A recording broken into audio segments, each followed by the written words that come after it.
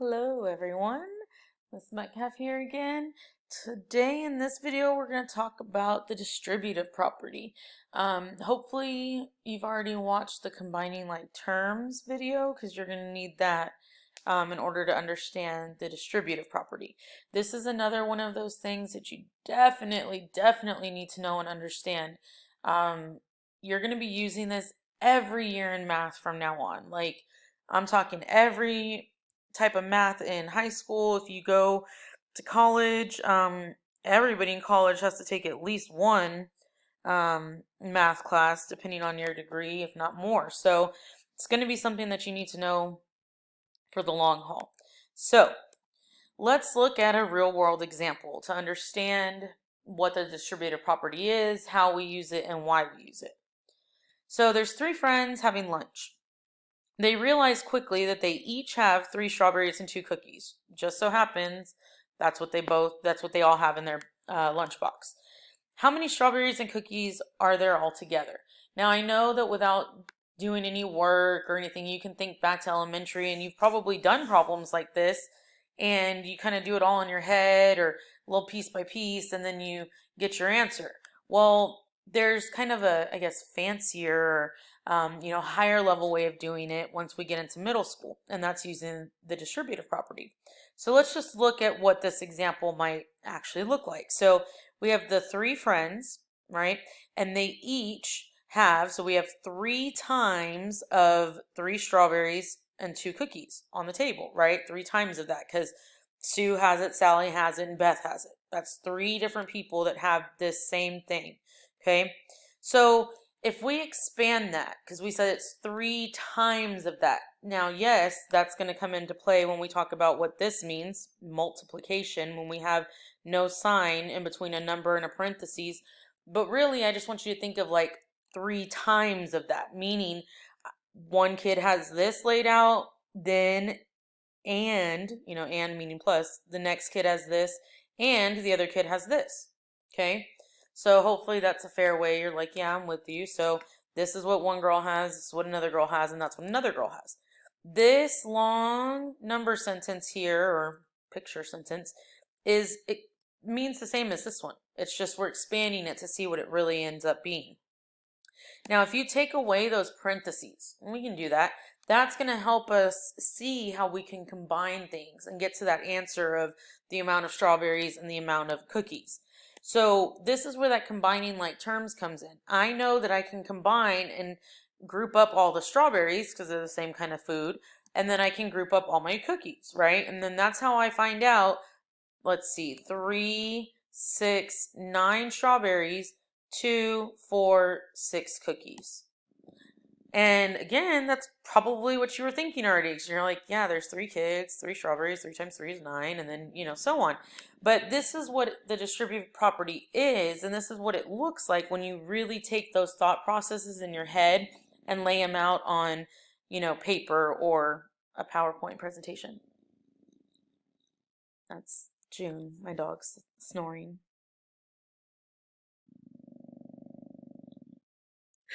English bulldogs do that a lot. They don't have very good breathing, their snouts are pushed in. Anyways, so how do we do that same thing but more efficiently? Because would you really want to write all of that thought process out, the whole, no. And as I talked about in the combining like terms, in math, we like things to be as simple and easy as we can. So instead of even just thinking about it this way, 3 kids having 3 strawberries and 2 cookies, we can even rewrite this to make it a little bit easier. Less little things in there, right? Would this be fair? 3 kids have 3 strawberries each and 2 cookies each. It'd be kind of like having an S here for strawberries and a C here, right? Variable. Now, we talked about earlier, it's 3 times of these things. So if you think about it, I could essentially do 3 times my 3, right? And that would tell me 9 strawberries, and I could do 3 times my 2. And that is the distributive property. Notice I'm distributing this number with both. That's a key thing, and that's the most common mistake is students multiply the first, this outside number with the first term, but not the second. You cannot forget that other one. If you had Mrs. Ford at all, she always explains this, and I love her use of this. This helps her kids remember more. It's kind of like at, Christmas time, if you will. If you only give a gift to one of the cousins and not the other one, there's going to be some trouble, right? You've got to give. Think about this as being a gift that you're giving or distributing. That's what distribute means. You're putting it out to people, okay? Giving it to them. You have to distribute it to both terms. So again, that 3 times 3 gives you 9 strawberries total, and the 3 times 2 gives you 6 cookies total. So a much easier, I guess you could call it a shortcut way, but again, it's the same concept as if I wrote it all out and then combined my like terms. Somebody figured out, oh, we can do this every single time. It works for all of these situations that are set up like this.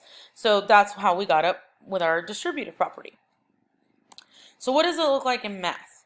So in example 1, we have 2 times 3x plus 1. Or 2 times of 3x plus 1. So it shows up 2 times. Think about it that way. So here's my first 3x plus 1, and we put that plus because it's both of them, the next 3x plus 1.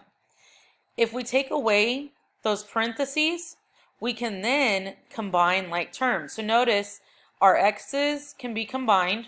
So 3x with another 3x. And our constants. 1 has no variable, so it can be matched with the other one that has no variable. That gives us 6x plus 2, right? 3 plus the 3 gives us 6, and then 2 for our constant. Now, what about that more efficient way? Let's see if we get that same answer. So notice here, 2 times the 3 would give us, hopefully that 6, right? And then 2 times the 1, well, yeah. Notice 2 times 3 is 6x, 2 times 1 is positive 2. And so you would just go ahead and multiply that outside value with each term inside, and if there's a variable, keep the variable. Example number 2, we have 4 times of x plus 3. So if we write that out, that literally means we have x plus 3 4 different times. Okay, and again, it's together, so we consider that positives, right? It's that and that one, and if you will, being your plus sign. Take away those parentheses, and now we can group things, right? Here's all my x's. I know those can go together because they're all x's. They have the same variable. So I got 1, 2, 3, 4. If there's nothing in front of the variable, it's understood to be a 1, right? 1 times x is just x. We don't write the 1. So that's 4 x's. And then we're going to have 3, 6, 9, 12 for our whole number. So 4x plus 12. Okay, let's check out our distributive property method. Quicker way. 4 times our x, and then 4 times our 3. And yeah, hey, it matches. 4x plus 12. So this is what I mean by somebody literally just tested it. Does it work in every single case? Because that's something important in math. We don't really use things that sometimes work. We really, really value the things that always work a lot more. That's how we get our properties and our theorems. Okay, it's got to be something that works in all cases. Example 3, 2 times of 2x minus 5. So there it is. Shows up 2 times. 2x minus 5 and the other 2x minus 5, right? And there. If we go ahead and take out our parentheses, okay, then we can identify our common terms. 2 x's with 2 more x's, and then we have negative 5 with negative 5. So of course these are positive, so that's easy. 2x plus 2x, we should get 4x, right? If I owe somebody $5, that's what negative means. I already owe somebody $5, and then today I borrow 5 more, I don't all of a sudden have money. I owe them 10 now, so that's how we get negative 10. Remember those integer rules. Same signs add, different signs subtract. Okay, these are same signs. They're both negative. We add them, keep the sign of the larger number, but it's both negatives. Okay, and that shortcut, 2 times the 2. 2 times a negative 5. It's important that you remember that this is not just a subtraction sign. Kids are like, but miss, that's subtraction, not negative. Ah, mind blown. Okay, in elementary school, they didn't tell you that subtraction is the same thing as like a negative value because they didn't want to confuse you. You know, you barely learned about zero and all the positive numbers. They weren't going to tell you about that whole other side of the number line. But now that you know about it, you've got to realize that negative and subtraction are pretty much the same thing. So that's a negative 5. So 2 times the 2x is 4x. 2 times your negative 5 gives you a negative 10. Matches our answers. Awesome. All right, now it's going to be your turn to do some practice. So, number 1, you got 4 times of 8n plus 2. I'm going to give you a moment to do that and check your answer, and then you'll be able to see it here. So 4 times 8n and then 4 times the 2. So 4 times the 8n gives us 32n. 4 times 2 gives us 8. All right, number 2, your next example. Notice we have a negative 6 outside the parentheses. Make sure you take that negative with it. That's what you're distributing. So negative 6 times of 7k plus 11.